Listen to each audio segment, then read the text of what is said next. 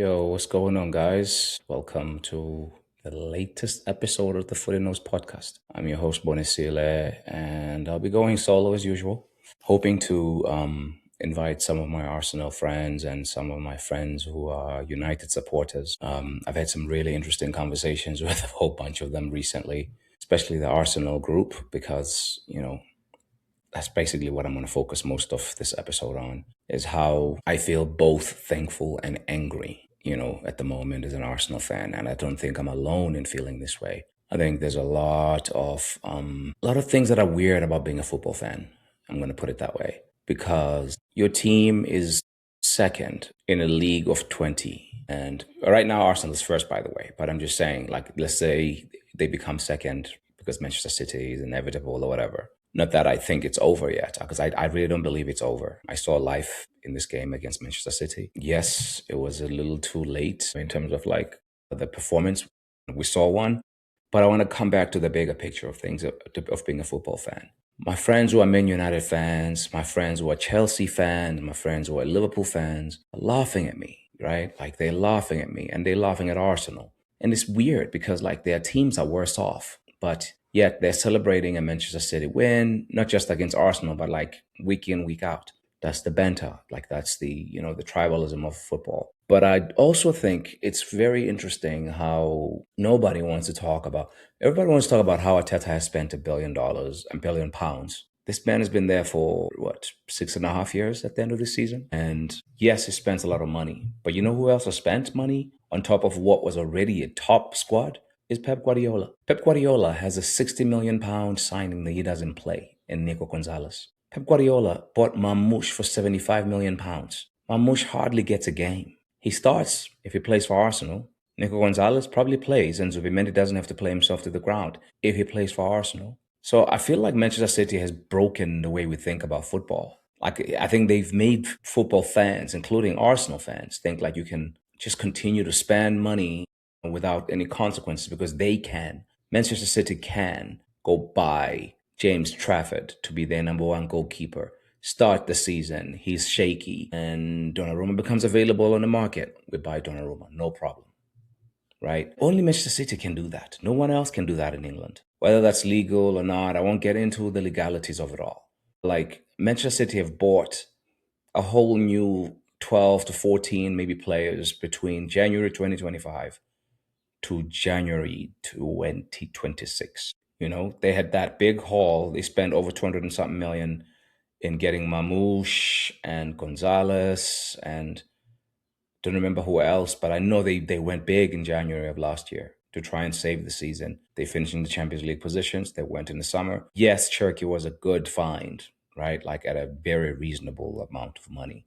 Don't know if anybody else could have gotten Cherky for that much money, but Manchester City can swing, like they can swing big and like they did with Haaland. They paid 60 mil, but like Haaland gets paid £500,000 a week. And he's the best in that position in the world right now, right? So I feel like that part of the conversation, I guess, takes away the opportunity for banter and making fun of Arsenal. And maybe when Liverpool was also the closest team to City. I don't know how Liverpool fans really felt, but I know that I felt for them because like this Manchester City team don't just have a good footballing team, they also have like arguably the best manager in modern football, period, end off, in Pep Guardiola. And then he also has the biggest wallet and the best resources, and he can make transfer mistakes. Whereas at Arsenal, a transfer mistake is Kai Havertz from 3 years ago. Many people think it was a mistake, and I'm not, as much in that camp. I think it's been a reasonable signing, and we've found a ways to make it work. But Manchester City can sign a player, bin them immediately. They signed Calvin Phillips, England international, at the signing for City. He gets there, played some games. I don't even know where he is right now. I don't even know who he plays for. And they paid for like what, £50 million or something like that to get him from Leeds when he was their captain and doing really well and playing well for England. Arsenal can't do that. You sign Gyökeres and he struggles. You play him through it. So that's what you're competing with here. Like it's gonna sound like excuse making, and I'm not making excuses because I do think Arsenal are responsible for certain things in their own downfall. This season especially, they are. And you've heard me talk about Arteta and the usage of players. So I'm kind of going broad strokes because I think the lineup and the positivity and the intent going into the Etihad Stadium, I think that was spoken about broadly, and it's going to continue to be spoken of by many people who create content and speak about Arsenal. So I don't want to talk too much about that. Like, yes, it was a positive lineup and it pressed City well, and they kept the ball better than they did in the Carabao Cup final, but both games ended in a loss. So I don't want to talk too much about lineups. I also don't want to single out single players because I don't think it's fair. After every loss, we go into this inquest and we attack players. These are people's children. These are people's brothers, husbands, dads, and I don't want to be disrespectful to any of these players. So I'm not going to do that in this episode because I don't ever do it really. I don't go after people like that. I might be critical, which is fair, but you can choose where you want to go with your criticism. You can go to Harvard's and say he had a very complex performance, by the way, because you can slate him for missing some of the chances. But I think it's hard to score a header from like close to the penalty spot. And it's also hard to score against Donnarumma in that position where Odegaard makes the pass that actually closes the angle. I think one may argue, or some may argue, that Odegaard probably had a better opportunity to score from that chance that he passed the ball on to Havertz. And Havertz should have maybe done better too, but Donnarumma in that situation is no mug. He isn't. He's one of the best in that situation. And Kai Havertz is playing himself back to fitness. I think this is the first time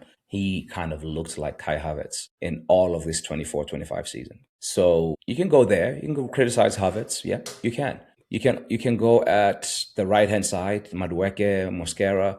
I think Mosquera fared okay, but you can go at Noni if you want. You can go at Martinelli, who replaced Noni and didn't give any lift to the team performance on or off the ball. You can go at Arteta for things that happened before this game. I'm not going to do that. Not me, not today anyway, because I think that's the easiest thing to do especially after a loss. I think the performance for me was good enough. I was afraid we were going to get spanked because of the way we had been playing against lesser teams and the way they had been playing going in. I was worried that we were going to get a tonking there. So it didn't happen, and we played okay, and we move. I just want to see if we can repeat that. I also want to see, like for me, I want to focus more on like trying to win the remaining games. Can we win 5 of 5 in the Premier League and see what City does with their 6 games remaining? Can we win 3 games to be champions of Europe for the first time in our club history? To me, that's still at play. And as long as that's still at play, I don't want to be saying disparaging things about my boys, about my football club, because that's just me. And there's a lot of it going around anyway. So there's a lot of that kind of content going around.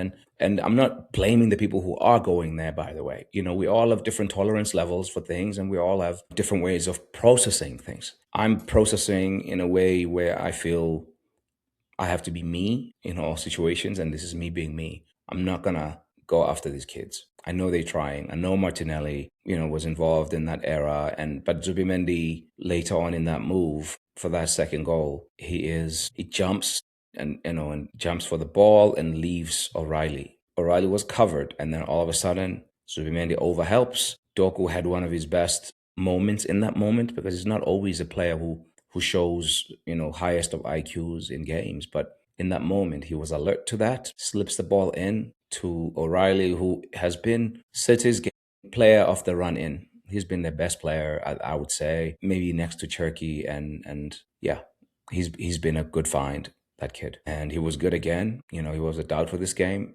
found a way.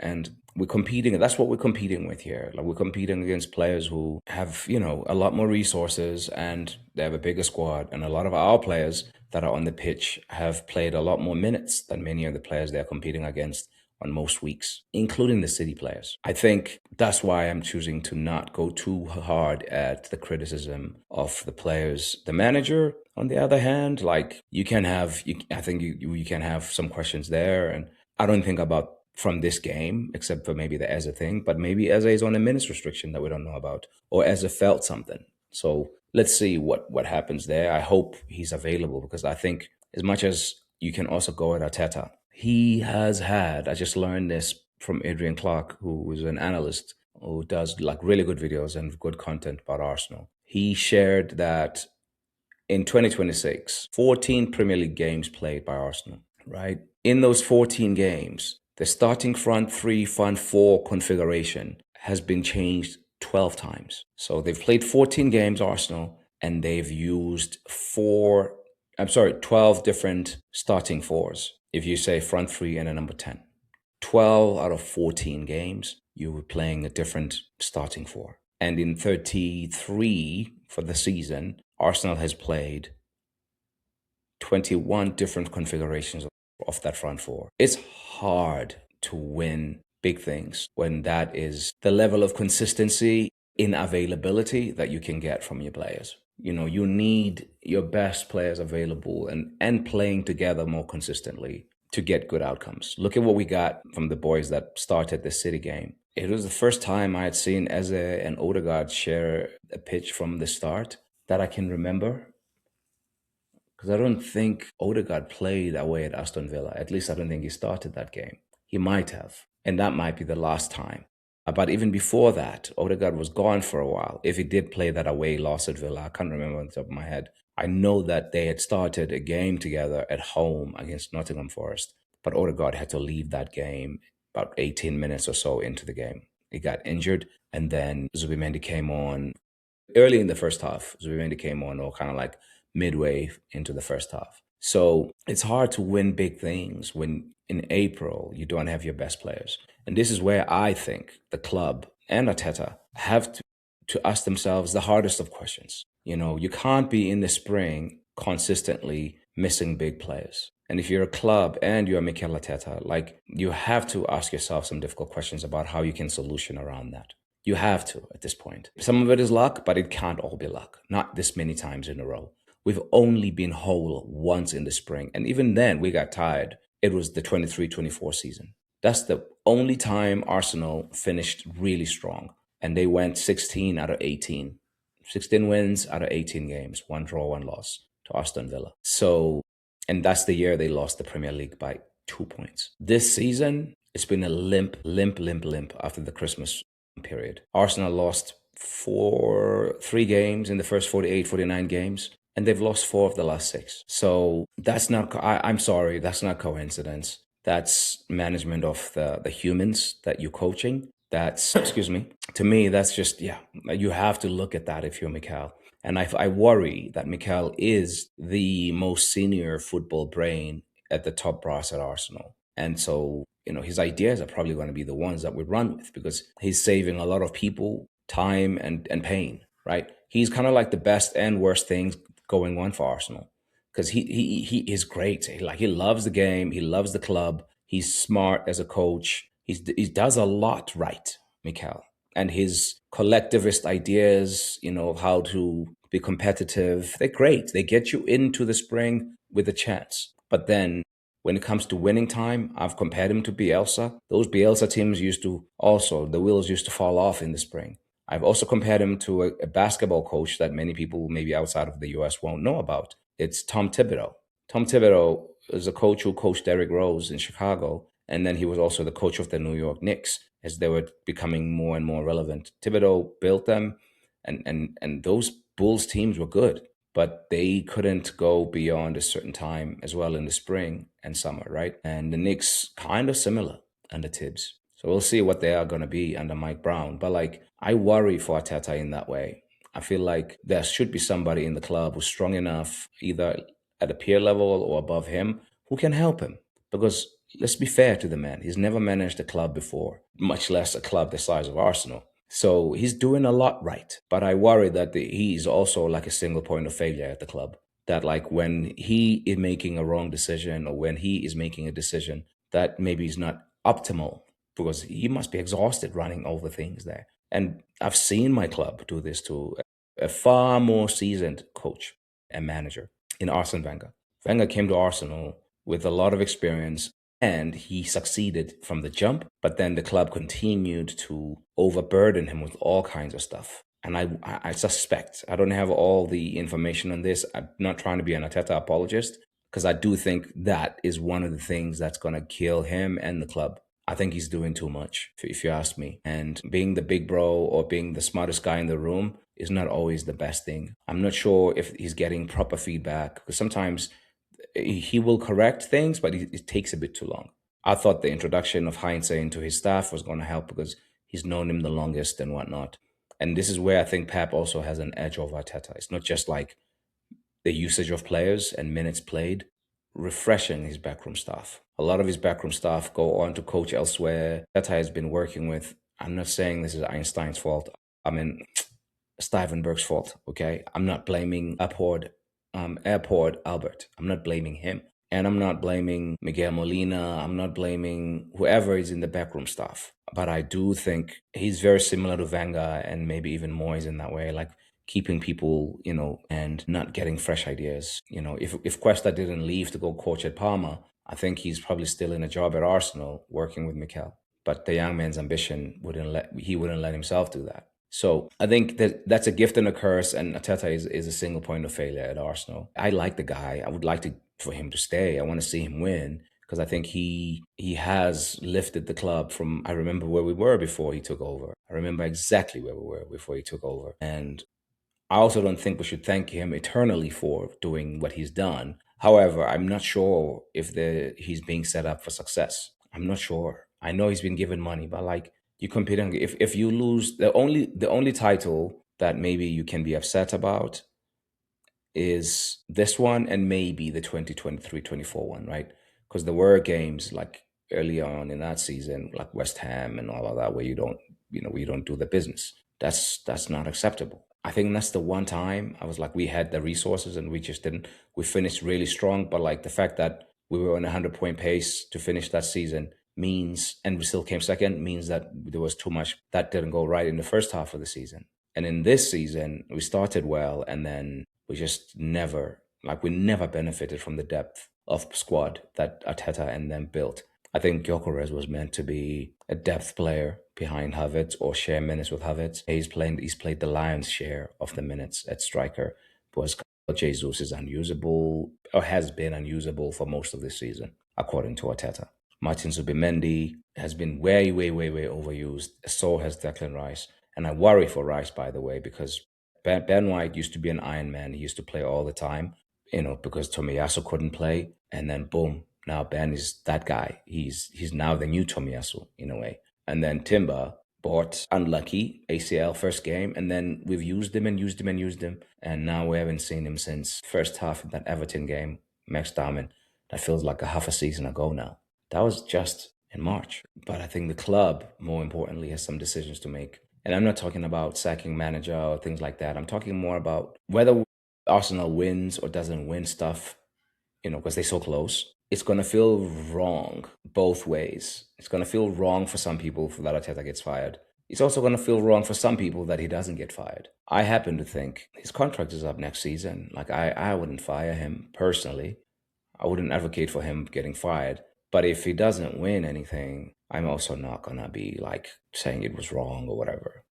I'm just going to let the top brass at the club handle what they need to, because that's what they're there for. I'm not one for manager outs and things like that, but I do talk to a lot of people who do speak that way, and I respect some of the stuff that I hear from them. So I don't think Arteta is untouchable. I just think if we get another manager with that same board, same players, like same directors of football and whatnot, like look at what Edu is now after leaving Arsenal. You know what I mean? That's why I feel like Arteta sometimes doesn't get given a lot of credit for the things that do go well with recruitment. He gets a lot of credit for the signings that don't go well. Like, a lot of the Arsenal content creators I listen to, they speak a lot about Havertz all the time, but they don't talk about all the other ones that did go well. The players that is bought to help us get here, right? It's Arteta when the signing goes wrong. It's not him when the signing does well, kind of thing. But I digress. I'm gonna keep it big picture today because I just don't want to get too granular. There's too many things to pick at, and I don't want to be out here picking boogers and fighting with people online about, what should happen if this, if that. I'm going to wait for the season to end. I hope that I can continue to be disciplined and wait, because I don't think it's helpful to go all in on some of these things before the season is over anyway. So I'm going to leave it here, my friends, but I do hope that the boys have enough in the tank and that we can have some consistency in selection for hopefully what will be 8 games.